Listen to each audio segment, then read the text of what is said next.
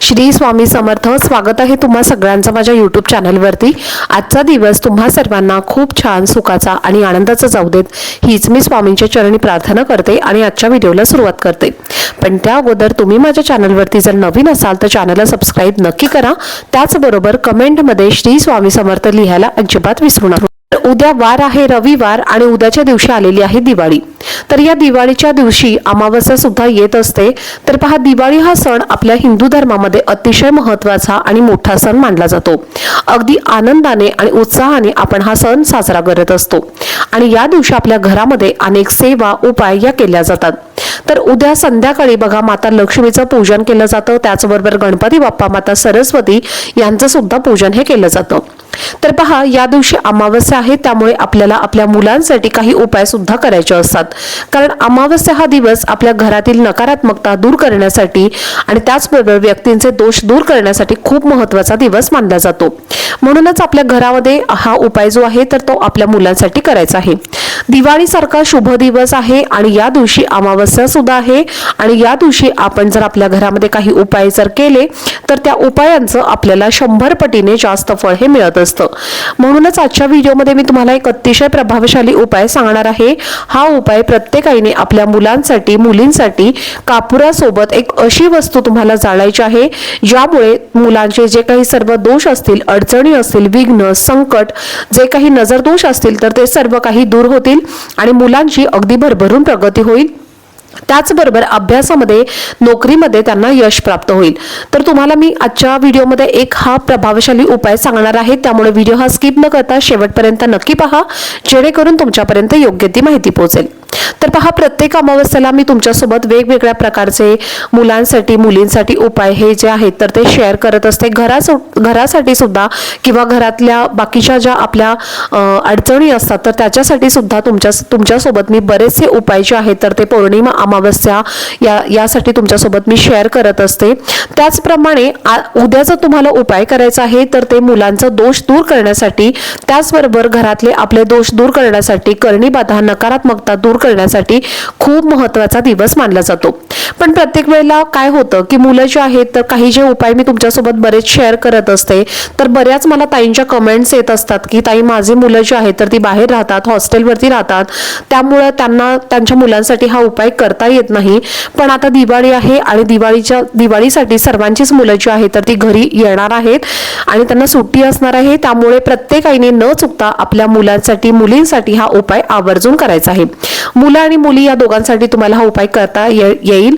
त्याचबरोबर तुमची अगदी लहानातली लहान मुलं असतील, मोठ्यातली मोठी मुलं असतील तर त्यांच्यासाठी तुम्हाला हा उपाय करायचा आहे। तर आता उपाय कधी करायचा आहे तर हा उपाय तुम्हाला उद्या संध्याकाळी 6 वाजल्यानंतर रात्री 12 वाजेपर्यंत तुम्ही हा उपाय केव्हाही करू शकता। हा उपाय करण्यासाठी तुम्हाला लागणार आहे 3 कापराच्या वड्या। भीमसेनी कापराच्या वड्या तुम्हाला घ्यायच्या आहेत, असेल तर त्या घ्या, नसेल तर मग जो कोणता कापूर तुम्ही पूजेसाठी वापरता तो घेतला तरीही चालेल। त्यानंतर तुम्हाला एक नारळ घ्यायचा आहे।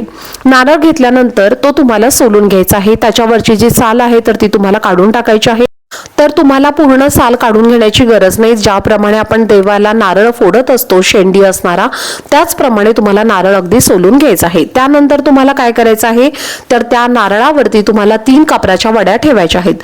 3 कापराच्या वड्या ठेवल्यानंतर तुम्हाला त्या कापराच्या वड्या प्रज्वलित करायच्या आहेत आणि हा नारळ घेताना त्यामध्ये पाणी असायला हवं, असा पाणी असलेलाच नारळ तुम्हाला बघून आणायचा आहे। पाणी नसलेला नारळ तुम्हाला वापरता येणार नाही। ज्यामध्ये पाणी आहे तोच नारळ तुम्हाला घ्यायचा आहे। कापराच्या वड्या त्यावरती तुम्हाला ठेवायच्या आहेत आणि त्यानंतर हा कापूर तुम्हाला त्यावरती प्रज्वलित करायचा आहे। आता जर समजा तुमची 2 मुलं असतील, 3 मुलं असतील तर मग 3ही मुलांना तुम्हाला बसवायचं आहे आणि तुम्हाला काय करायचं आहे तर प्रत्येक मुलावरनं तुम्हाला हा जो एक नारळ आहे आणि या 3 कापराच्या वड्या आहेत तर त्या तुम्हाला 3ही मुलांवरनं तुम्हाला वापरता येतील। आणि तुम्हाला काय करायचं आहे तर तुम्हाला सर्वप्रथम तुमच्या घरामध्ये, म्हणजे जिथे हॉल आहे, किचन आहे, बेडरूम आहे, तर कुठेही तुम्ही किंवा मग तुमच्या घरामध्ये देवघराच्या शेजारी सुद्धा तुम्ही तुमच्या मुलांना बसवलं तरीही चालेल किंवा तुम्ही मग पूर्व पश्चिम दिशेला जसं तुम्हाला योग्य वाटेल त्या पद्धतीने तुम्हाला तुमच्या मुलांना त्या ठिकाणी बसवायचं आहे आणि हा नारळ तुम्हाला काय करायचा आहे तर मुलांच्या दिशेने धरायचा आहे। ज्या ठिकाणी म्हणजे ज्या नारळाची शेंडी जी आहे तर ती मुलांच्या बाजूला तुम्हाला करायची आहे। त्यानंतर हा नारळ तुम्हाला तुमच्या मुलांवरनं 7 वेळेला उतरवून घ्यायचा आहे। डोक्यापासून ते खाली पायापर्यंत तुम्हाला हा नारळ उतरवायचा आहे, डोक्याला लागला पाहिजे आणि त्याचबरोबर हात खाली जमिनीला सुद्धा लागला पाहिजे आणि अशा पद्धतीने तुम्हाला हा नारळ तुमच्या मुलांवरनं 7 वेळेला उतरवून घ्यायचा आहे। आता पहा 3 कापराच्या वड्या आपण ज्या घेतलेल्या आहेत तर ते भीमसेनी कापूर असेल तर मग त्या 3 वड्या तुम्हाला ठेवायच्या आहेत आणि कापूर उतरवताना तुम्हाला एक काळजी घ्यायची आहे की हा कापूर जो आहे तर तो मुलांच्या अंगावरती वगैरे पडणार नाही याची काळजी सुद्धा तुम्हाला घ्यायची आहे। अशा पद्धतीने तुम्हाला हा नारळ उतरवायचा आहे किंवा मग तुम्ही एखादं भांडं घ्या आणि त्या भांड्यामध्ये तुम्ही हा नारळ ठेवू शकता आणि त्यावरती या कापडाच्या वड्या तुम्ही ठेवू शकता। तर अशा पद्धतीने सुद्धा तुम्ही नारळ हा उतरवला तरीही चालेल। तर उतरवत असताना तुम्हाला काय बोलायचं नाहीये, फक्त तुमच्या मनामध्ये तुम्हाला एवढंच बोलायचं आहे की माझ्या मुलाची इडा पिडा जाऊ दे, माझ्या मुलांचे सर्व दोष दूर होऊ देत, माझ्या मुलांच्या सर्व अडचणी दूर होऊ देत आणि माझ्या मुलाची प्रगती होऊ देत, माझ्या मुलांना उत्तम आरोग्य लाभू दे अशी तुम्हाला म्हणायचं आहे आणि तुमच्या मुलांची नजर ही तुम्हाला उतरवायची आहे। जर तुमची 3 मुलं असतील तर 3 मुलांसाठी तुम्हाला एकच नारळ वापरायचा आहे आणि हा नारळ उतरवून झाल्यानंतर तो नारळ तुम्हाला तुमच्या घराच्या बाहेर घेऊन जायचा आहे आणि हा नारळ तुम्हाला पाण्यामध्ये विसर्जित करायचा आहे।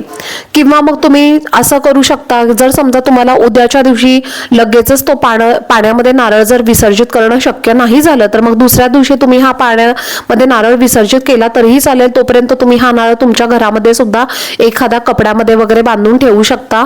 तर हा नारळ तुम्हाला बाहेरच नेऊन टाकायचा आहे कारण त्या नारळामध्ये आपल्या मुलांची नकारात्मकता त्याचबरोबर जे काही दोष असतात तर ते संपूर्णपणे या नारळामध्ये समाविष्ट झालेले असतात आणि म्हणूनच हा नारळ आपल्याला आपल्या घरामध्ये ठेवायचा नाहीये। त्याचबरोबर या नारळाचा वापर सुद्धा आपल्याला करायचा नाहीये। तर अशा पद्धतीने तुम्हाला हा उपाय करायचा आहे। नारळामध्ये पाणी असताना जे नारळातलं जे पाणी जे आहे तर ते नकारात्मकता दूर करण्यासाठी अतिशय महत्त्वाचं असतं आणि म्हणूनच आपल्या मुलांसाठी हा उपाय करायचा आहे। प्रत्येक आई वडिलांना असं वाटत असतं की माझ्या मुलाची भरपूर प्रगती व्हावी आणि मुलांना माझ्या कुठल्याही प्रकारची अडचण येऊ नये, त्यांना प्रत्येक क्षेत्रामध्ये यश मिळावं असं प्रत्येक आई वडिलांना वाटत असतं आणि त्यासाठी आई वडील भरपूर मेहनत सुद्धा करत असतात, कष्ट करत असतात। पण कष्ट आणि मेहनती सोबतच आपल्याला आपल्या नशिबाची सुद्धा साथ हवी असते। नशिबाची साथ हवी असेल तर आपल्याला असे जे उपाय आहेत ते करायचे असतात, त्यासोबतच आपल्याला काही सेवा सुद्धा करायच्या असतात। तर हे दिवाळीच्या ज्या काही सेवा आहेत म्हणजे उद्याच्या काही करायच्या सेवा आहेत तर त्यावरचा सुद्धा डिटेल व्हिडिओ तुमच्यासोबत मी शेअर केलेला आहे। तुम्ही जर पाहिला नसेल तर तो नक्की पहा। त्याचबरोबर तुम्ही हे उपाय सुद्धा जे मी सांगत असते तर ते सुद्धा नक्की करा, त्यामुळे तुमच्या मुलाचा हट्टीपणा कमी होईल आणि तुमची मुलं सांगितलेलं ऐकायला लागतील। मुलं तुमची जर वारंवार आजारी पडत असतील तर ती पडणार नाहीत। तर असा एक अतिशय प्रभावशाली उपाय तुम्हाला उद्याच्या दिवशी नक्की आवर्जून संध्याकाळी करायचा आहे। तर चला, झालेली सेवा ही मी स्वामी महाराजांच्या चरणी अर्पण करते। आजचा व्हिडिओ जर तुम्हाला आवडला असेल तर व्हिडिओला जास्तीत जास्त लाईक, शेअर आणि चॅनलला सबस्क्राईब नक्की करा। भेटूयात पुढच्या व्हिडिओमध्ये, तोपर्यंत सर्वांना श्री स्वामी समर्थ।